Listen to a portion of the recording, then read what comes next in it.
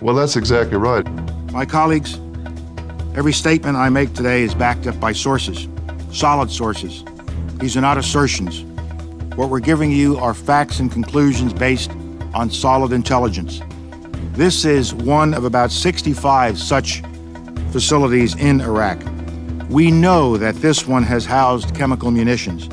Of course they knew it housed chemical munitions because during the 1980s, the United States government sold the chemical munitions to Iraq and Saddam Hussein. Donald Rumsfeld actually went over and met with Saddam Hussein to ease the way for the sale of the weapons. This is a common tactic that they employ. Donald Rumsfeld was actually on the board of the corporation that sold the nuclear weapons to North Korea. Now he is the defense secretary, and he's claiming that that is the reason why they need to go to war against North Korea. Most people should have been able to believe him. But for those more familiar with the material, so much of it was just complete nonsense. With this track record, Iraqi denials of supporting terrorism take their place alongside the other Iraqi denials of weapons of mass destruction. It is all a web of lies. And he will almost certainly, at some time in the future, use these weapons to fulfill his never abandoned ambition to dominate his region. Clearly, the claim of weapons of mass destruction was false, which has now been acknowledged by George W. Bush and the other leaders of the coalition of the willing. Therefore, these leaders either directly misled the public or were provided with misleading information. Either way, there needs to be an independent investigation to determine who formed these reports, which were used as the basis and foundation on which the war was launched. In investigating this, they need to look at the people who had the most influence on the war proceeding and who had the most to gain from the war going ahead. As a result, the coalition of the willing has invaded a country on false pretenses, which has resulted in the killing of thousands of civilians.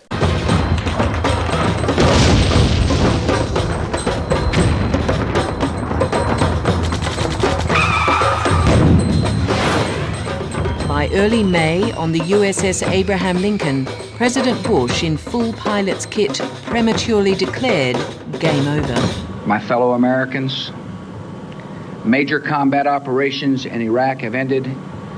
In the Battle of Iraq, the United States and our allies have prevailed. In the months following, the search for weapons of mass destruction yielded nothing. There is a document compiled by the Project for the New American Century which clearly shows that George W. Bush and his most senior cabinet members were planning the attack on Iraq prior to him being elected as president in January 2001. This document, entitled Rebuilding America's Defenses, Strategies, Forces and Resources for a New Century, goes on to state, the United States has for decades sought to play a more permanent role in Gulf regional security. While the unresolved conflict with Iraq provides the immediate justification, the need for a substantial American force presence in the Gulf transcends the issue of the regime of Saddam Hussein. The document then goes on further to state, further, the process of transformation, even if it brings revolutionary change, is likely to be a long one, absent some catastrophic and catalyzing event like a new Pearl Harbor. By allowing the September 11th Trade Center attacks to occur, the United States government were creating a problem to which they had already created the solution, and that solution being the Iraq and Afghanistan war, as well as the majority of the terrorism legislation that we see today. Shortly after 9/11, George W. Bush went on record calling the event the new Pearl Harbor. This is terrorism? What's this other jet doing? What's this other jet doing? Holy fuck! Oh my God! Oh my God! Jesus fucking Christ! Don't touch it. This is fighting for freedom.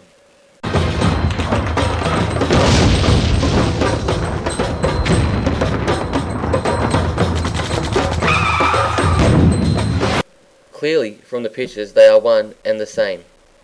Terrorism is defined by the US Department of Defense as the unlawful use of or threatened use of force or violence against individuals or property to coerce or intimidate governments or societies, often to achieve political, religious or ideological objectives. What would you call invading a country on false pretenses, dropping bombs and cluster bombs that are the same colour and shape as food packets, which are designed to dismember and tear apart civilians and children? They target educational institutions, health institutions, and they are responsible for the killing of independent reports of well over 5,000 civilians. Tony Blair and George W. Bush, along with John Howard and all of the coalition of the willing, are wanted for acts of terrorism. It amazes me that there's still people out there that believe the United States government would not allow or would not be involved in the orchestrating of the September 11th attacks.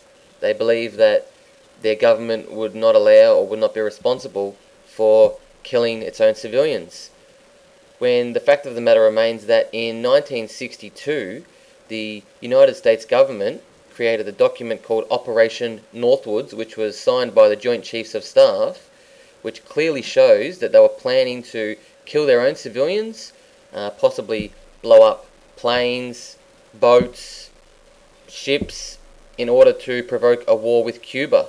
So to say that they would not do this in order to get a war in Iraq and Afghanistan and take away basic freedom and liberties is absurd.